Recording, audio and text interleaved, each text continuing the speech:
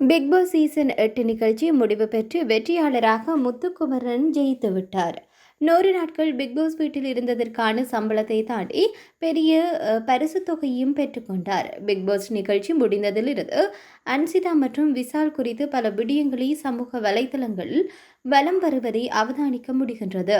அதற்கு முக்கிய காரணம் அன்சிதா இறுதி நிகழ்ச்சியில் தன் காதல் குறித்து பேசிய விடயம்தான். இந்த நிலையில் அன்சிதா இது குறித்து பேட்டியொன்றில் பகிர்ந்திருக்கின்றார். அதில், நான் பாசத்திற்காக ஏங்குபவள், அதனால் அந்த நபரிடம் நான் முதலில் அன்பிற்காக பலமுறை கெஞ்சியுள்ளேன். ஆனால் பிக் பாஸ் சென்ற பின் தான் எனக்கு தோன்றியது, காதல் யாரையும் கெஞ்ச வைக்காது என்று. ஒருமுறை பிரியங்கா அக்கா என்னிடம் ஒரு விடயத்தை கூறினார். அதாவது, எப்போதும் நம்மை எதற்காகவும் விட்டுக் கொடுக்க கூடாது, சுயமரியாதையை யாருக்காகவும் விட்டுக் கொடுக்க கூடாது என்று கூறினார். அவருடைய அந்த வார்த்தை தான் நான் அந்த நபரிடம் சென்று வேண்டாம் என்று கூற எனக்கு தைரியத்தை கொடுத்தது என்று கூறியிருக்கின்றார்.